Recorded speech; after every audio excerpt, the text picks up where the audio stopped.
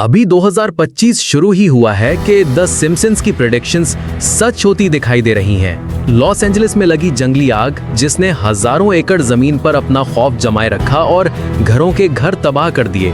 इस किस्म का एक सीन 9 साल पहले सिम्पसन्स पहले ही दिखा चुका है। एक अमेरिकन टाउन जहां पर किसी वजह से आग लगी और पूरा शहर आग और धुएं में बदल गया।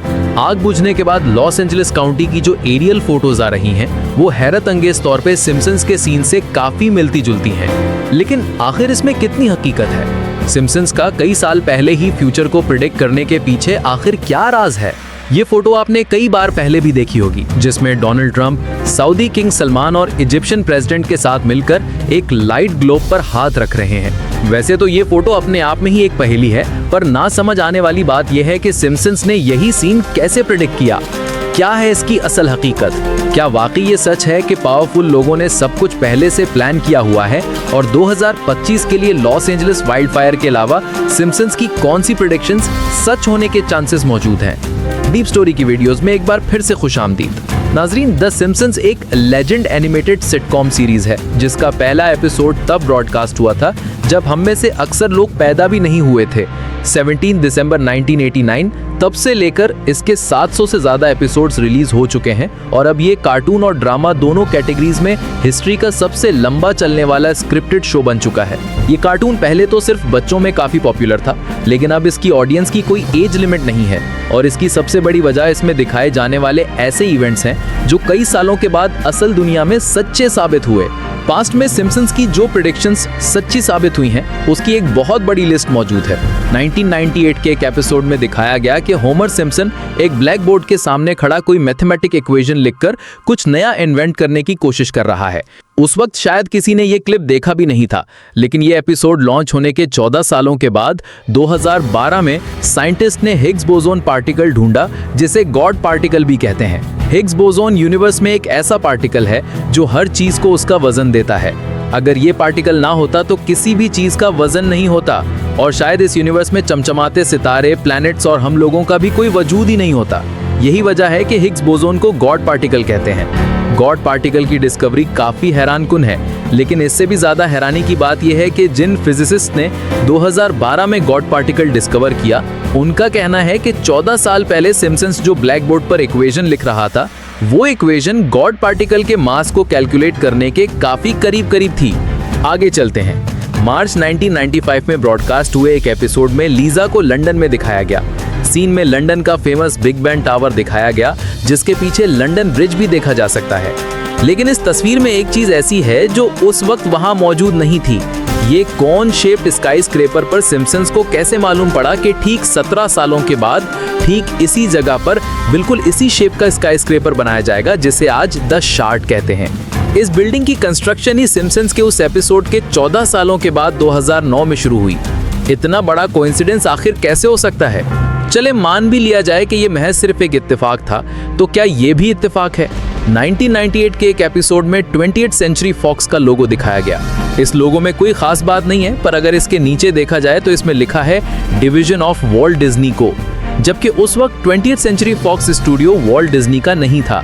ये एपिसोड पब्लिश होने के 21 सालों के बाद वॉल्ट डिज्नी ने वाकई में 21 और 20th सेंचुरी फॉक्स स्टूडियो खरीद लिया। ईयर 2000 में सिम्पसन्स के episode Bart to the Future में दिखाया गया कि लीजा यूनाइटेड स्टेट्स की प्रेसिडेंट बन गई है और उसको बहुत कम बजट मिला है। मीटिंग में लीजा कहती है कि ये सब पिछले यूएस प्रेसिडेंट की पॉलिसीज का नतीजा है, जिसमें उन्होंने प्रेसिडेंट ट्रंप का नाम लेकर उनको कसूरवार ठहराया। यहाँ सवाल ये है कि जिस वक्त ये एपिसोड रिलीज हुआ, उस वक्त ट्रंप एक जाने माने बिजनेसमैन तो थे, पर उनका प्रेसिडेंट बनने का दूर दूर तक कोई चांस नहीं था। एपिसोड का ये क्लिप तब वायरल हुआ जब 16 सालों के बाद 2016 में ट्रंप पहली बार अमेरिका के प्रेसिडेंट बने।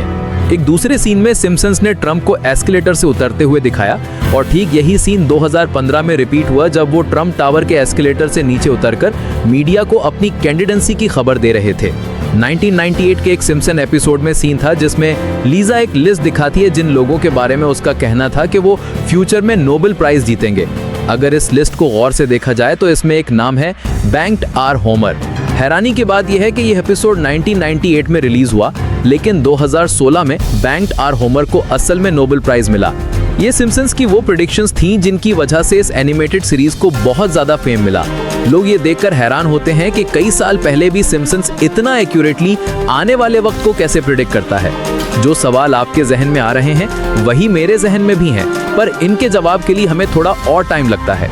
द सिम्पसन्स की आने वाली प्रेडिक्शंस 2025 के लिए सिम्पसन्स की कुछ प्रेडिक्शंस इस तरह हैं। एक एपिसोड में लीजा लंदन जाती है और वहां के मशहूर जमाना बिग बैन टावर पर लगी एनालॉग क्लॉक की जगह एक डिजिटल क्लॉक देखी गई। देखा जाए तो बिग बैन की घड़ी को हमेशा हमेशा के लिए डिजिटल कर देना शायद मुमकिन नहीं हो, पर ये इम्पॉसिबल भी नहीं है। अगर कभी आर्जी तौर पे ऐसा किया जाए तो ये हिस्ट्री में बहुत इंपॉर्टेंट दिन होगा। आपको यहाँ बताते चलें कि 2022 में बिग बैन टावर पर रेनोवेशंस का काम हुआ था और इस दौरान ये सोचा जरूर गया था कि यूके में किसी स्पेशल इवेंट के मौके पर अगर टावर की क्लॉक को थोड़ी देर के लिए डिजिटल किया जाए तो ये हिस्ट्री में एक अहम मोड़ होगा। अब क्या ये 2025 ही का साल होगा जब इस टावर पर डिजिटल क्लॉक लगाई जाएगी? ये तो आने वाला वक्त ही बताएगा। हमारी लिस्ट की अगली प्रेडिक्शन है यूएसए की फीमेल प्रेसिडेंट।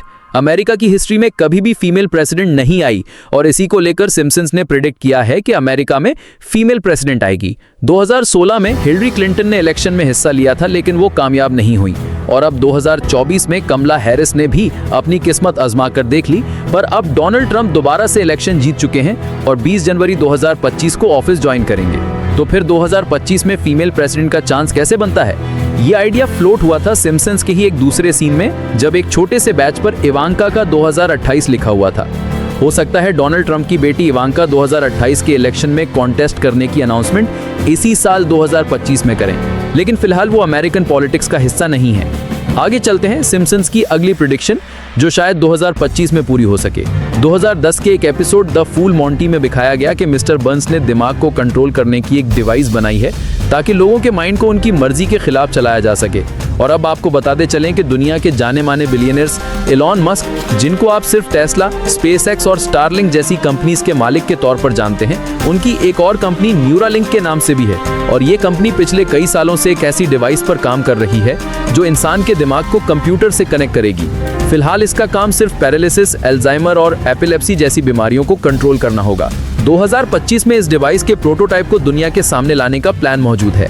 23 फरवरी 2020 में सिम्पसन्स के एक एपिसोड में प्रोफेसर फ्रिंक ने अपना क्रिप्टो कॉइन बनाया जिसका नाम फ्रिंक कॉइन रखा गया। इसके बाद प्रोफेसर फ्रिंक स्प्रिंगफील्ड, जो इस एनिमेटेड सीरीज में एक ख्याली टाउन है, उसका अमीर तरीन इंसान बन जाता है। इस एपिसोड में मज़ाहिया अंदाज में क्रिप्टो करेंसी से दौलत बनाने और डिजिटल एसेट्स की इंपॉर्टेंस दिखाई गई है। सिम्पसन्स के एक और एपिसोड में भी क्रिप्टो करेंसी को ट्रेडिशनल करेंसी रिप्लेस करते दिखाया गया है। क्रिप्टो करेंसी एक्सपर्ट्स का कहना है कि शायद 2025 ही वो साल होगा क्योंकि डोनाल्ड ट्रंप ने इलेक्शन से पहले वादा किया था कि वो अमेरिका को दुनिया का क्रिप्टो कैपिटल बनाएंगे और अब वो जल्द ही ऑफिस ज्वाइन करने वाले हैं। चलते हैं अगली प्रेडिक्शन की तरफ। 1996 के एक एपिसोड में फ्यूजन एनर्जी का जिक्र किया गया। यहां आपको बताते चलें कि फ्यूजन एनर्जी आजकल की क्लीन एनर्जी से भी ज्यादा पावरफुल है क्योंकि ये ग्रीन हाउस गैसेज नहीं बनाती, कम फ्यूल से ज्यादा पावर जनरेट करती है और फिजन के मुकाबले, यानी कि जो अभी तक एनर्जी जनरेशन में इस्तेमाल होता है, उसके मुकाबले में ये लंबे अरसे का रेडियो एक्टिव वेस्ट नहीं छोड़ती।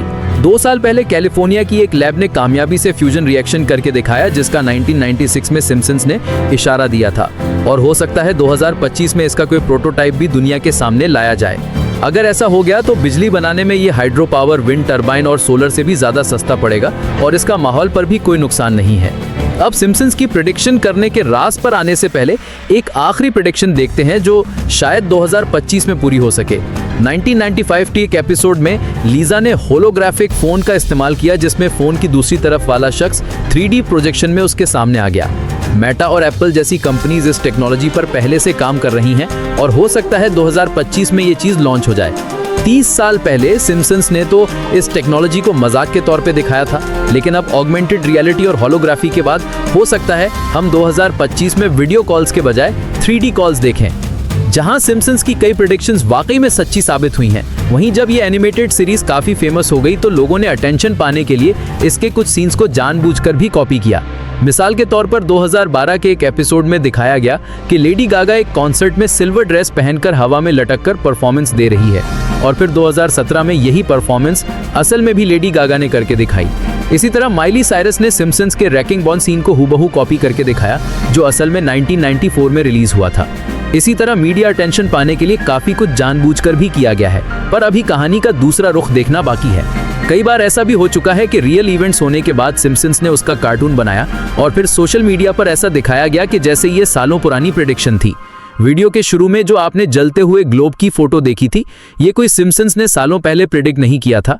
ये रियल फोटो 2017 की है, जिसमें डोनाल्ड ट्रंप, किंग सलमान और इजिप्शियन प्रेसिडेंट ने एक्सट्रीमिज्म के खिलाफ एक सेंटर को लॉन्च करते वक्त ग्लोब पर हाथ रखे थे। इस फोटो के वायरल होने के बाद सिम्पसन्स ने भी इस सीन का हूबहू कार्टून बनाकर पोस्ट किया और फिर सोशल मीडिया पर इसको लोगों ने ऐसे दिखाया कि जैसे ये 2002 में सिम्पसन्स ने प्रेडिक्ट किया था।